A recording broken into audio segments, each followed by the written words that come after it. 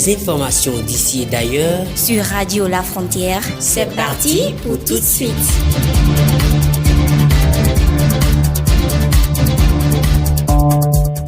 Radio La Frontière, le journal.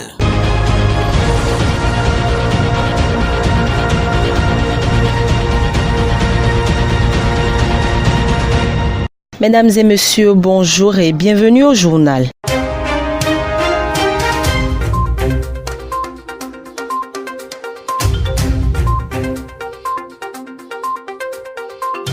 Au sommaire de cette édition, le 1er février de chaque année, la communauté internationale commémore la journée de l'intelligence animale.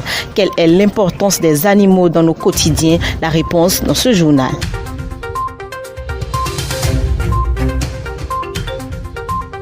La rupture entre la Grande-Bretagne et l'Union européenne a été approuvée par le Parlement européen il y a 2 jours. Ainsi, la Grande-Bretagne sort de l'Union européenne ce jour.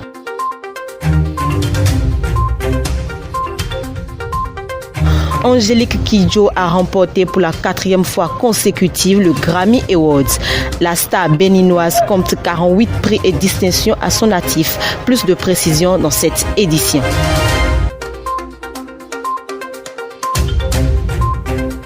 Ainsi se présente l'ossature de ce journal. Les détails, c'est tout de suite.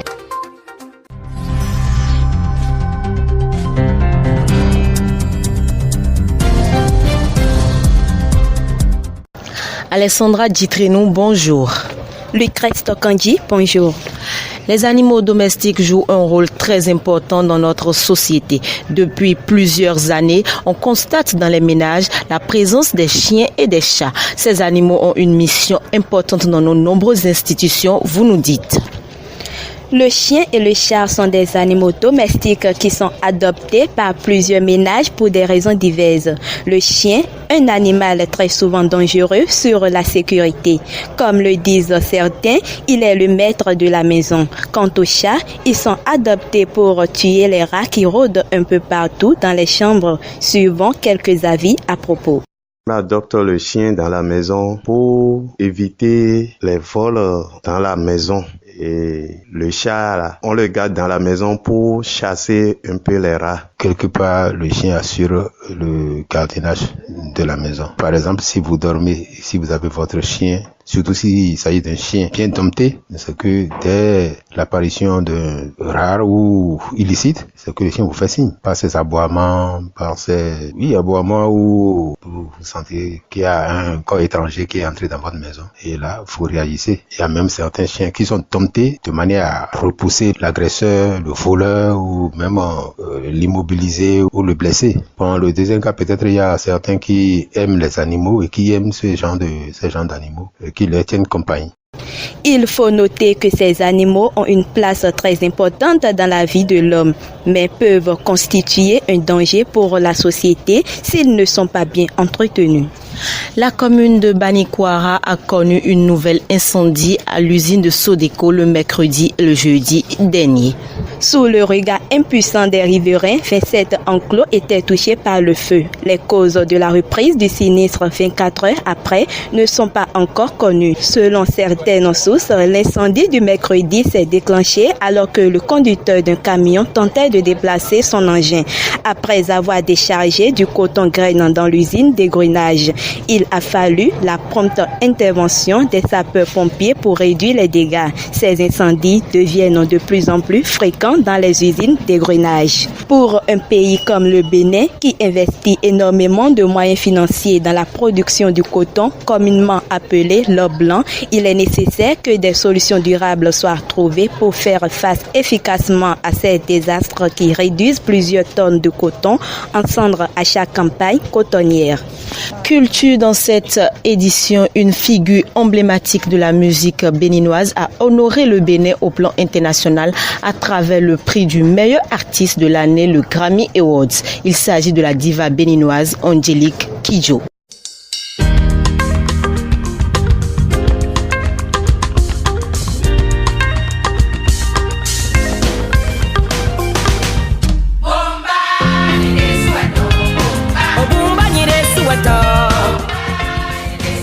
La diva béninoise Angélique Kidjo, de son vrai nom Angélique Barcelo Corentor Roussino Kanjomanta Zobin Kidjo, a remporté pour la 4e fois le Grammy Awards. 1992 est l'année dans laquelle elle a remporté son premier prix, celui des octaves de la musique RFI. De 1992 à ce jour, elle a enregistré 47 prix et distinctions, dont le prix de la musique danoise catégorie meilleure chanteuse en 1995, la nomination pour le meilleur album de musique du monde. 1999, Best World Music Art en 2002, prix Antonio Carlos Jobim. 2007, prix Go Global des musiques du monde. En 2008, Afro Hall of Fame 2009. Elle a également reçu le Grand Prix des musiques du monde de l'Académie Charles Cros 16 novembre 2017 pour l'ensemble de sa carrière à l'occasion de la sortie de ses mémoires La voix est le miroir de l'âme chez Fayworld, ainsi que le premier World Pioneer eWorld pendant la cérémonie des Sanglin Magazine Music eWorld 2018 à Londres en octobre 2018. Il faut noter que le 23 juin 2016, Angélique Kidjo a été nommée officier de l'ordre de mérite du Grand-Duché de Luxembourg par le Grand-Duc de Luxembourg. En 2019, elle a été nommée commandeur de l'ordre des arts et des lettres en France. À 59 ans, Angélique Kidjo, icône de la musique béninoise, continue de révéler le Bénin à l'international, et ceci à travers ses œuvres musicales et sociales.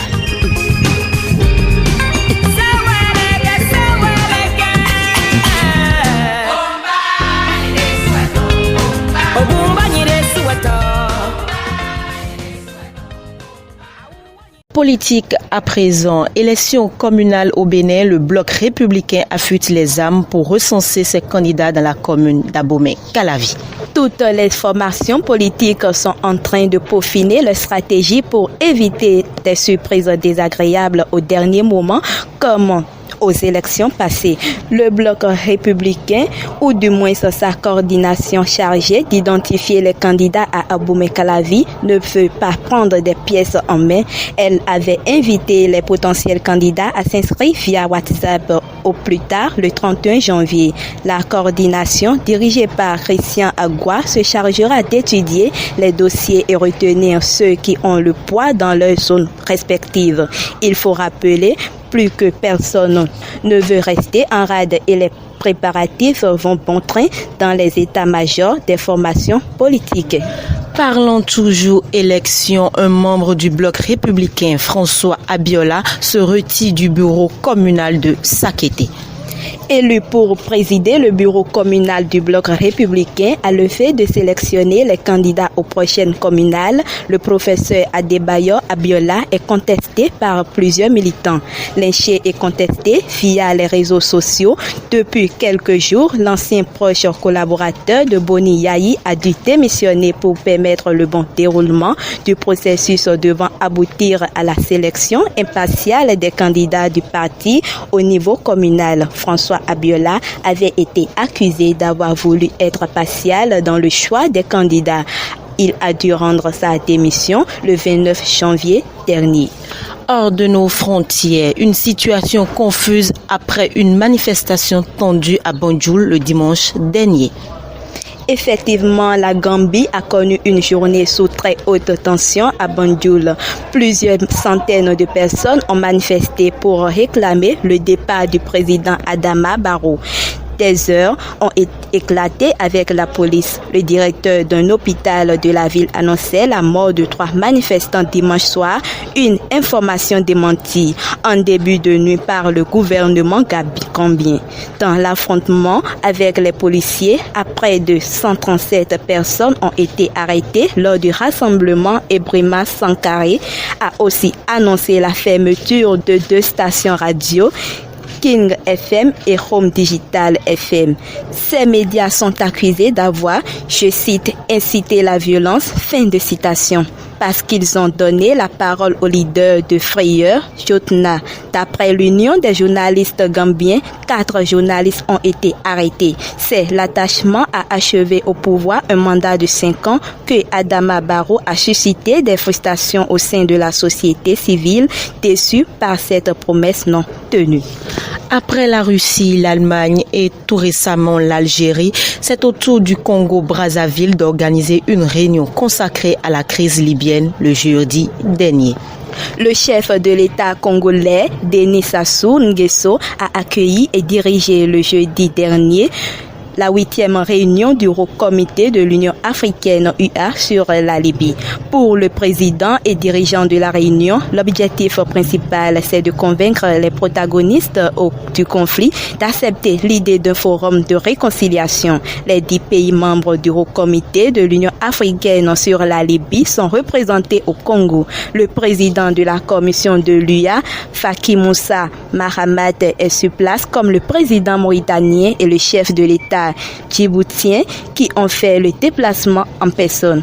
Si Fayez El Sarraj, le chef du gouvernement d'union nationale basé à Tripoli, est bien arrivé à Brazzaville, alors que son rival Khalifa Haftar, l'homme fort de l'Est libyen, n'a pas fait le déplacement. Il sera représenté notamment par son ministre des Affaires étrangères. Rappelons que Cyril Ramaphosa, le président sud-africain dont le pays prendra la présidence tournante de l'Union la semaine prochaine, fait déjà de la Libye l'une de ses priorités.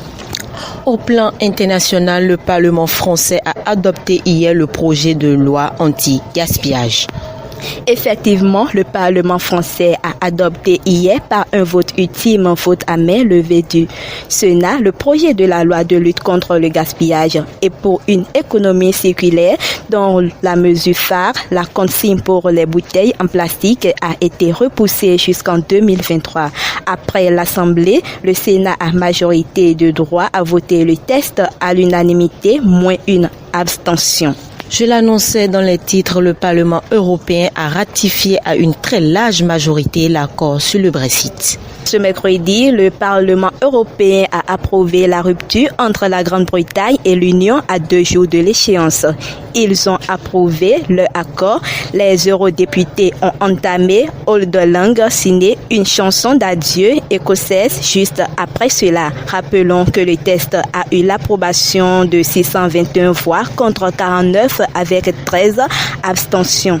Ainsi, la Grande-Bretagne sort de l'Union européenne ce 31 janvier.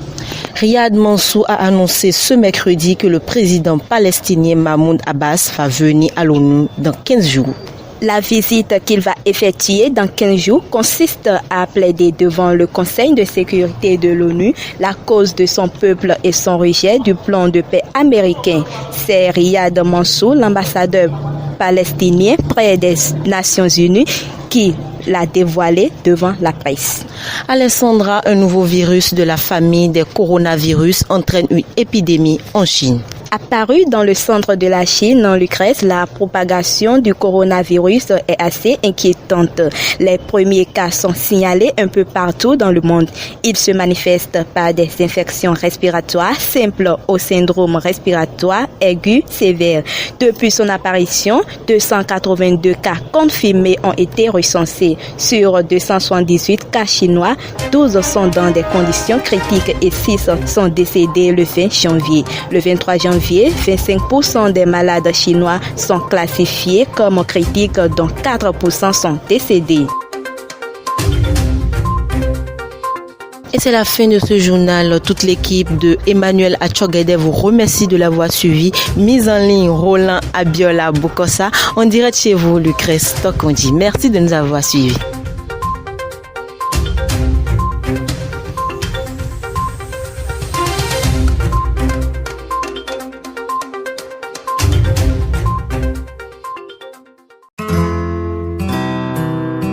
Tout de suite, l'espace publicitaire sur votre radio. Communiqué. Le cabinet Only Sources recrute pour le compte d'une entreprise des développeurs d'applications mobiles. Profil recherché. Être un développeur mobile, avoir une bonne maîtrise du langage Java et PHP, avoir une connaissance du MySQL, développer des compétences en infographie, être passionné de digital, résider dans l'Atlantique ou le littoral.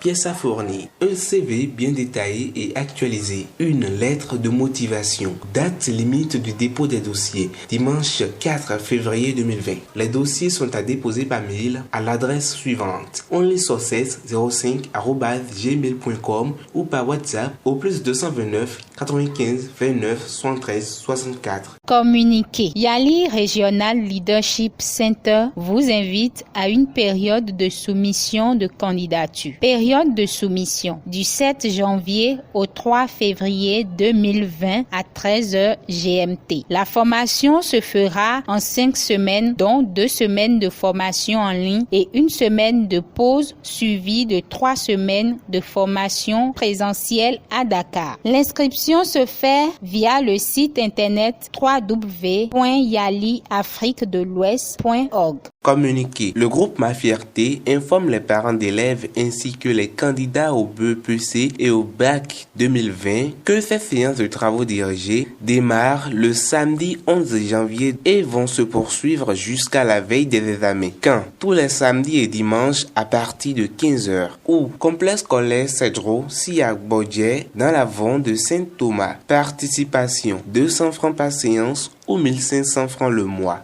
Notez bien, nos résultats antérieurs témoignent de la qualité de prestation qui se fait au sein du groupe scolaire. Inscription et renseignements 67 39 15 60. Groupe Ma Fierté, la force d'une équipe jeune. Dimanche dernier, Catherine remporte la dernière bataille et réveille le miroir.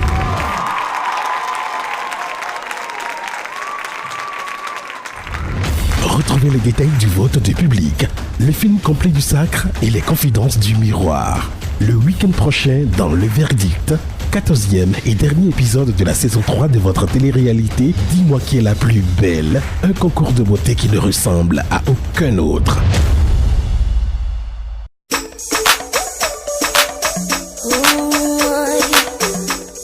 Nouvelle année, nouvelle vision, nouvelle destination. 2020, année jumelle. Bonne année, bonne année, bonne année, bonne année. Retrouvez à partir du 6 janvier 2020 Radio La Frontière avec d'intenses moments de paroxysme. Ça va démarrer. Des magazines, des émissions socio-économiques, culturelles, politiques, sportives et l'émission partenaire grand public. Bonne et heureuse année, l'heure des résolutions vient de sonner. Faites-vous plaisir sur nos canaux numériques à travers les nouvelles conceptions telles que Personnalité 2.0, Bénin Culture, Héroïne d'aujourd'hui, la division Afrique Inter, le zik du moment. Danse, danse, à la vie, à l'amour.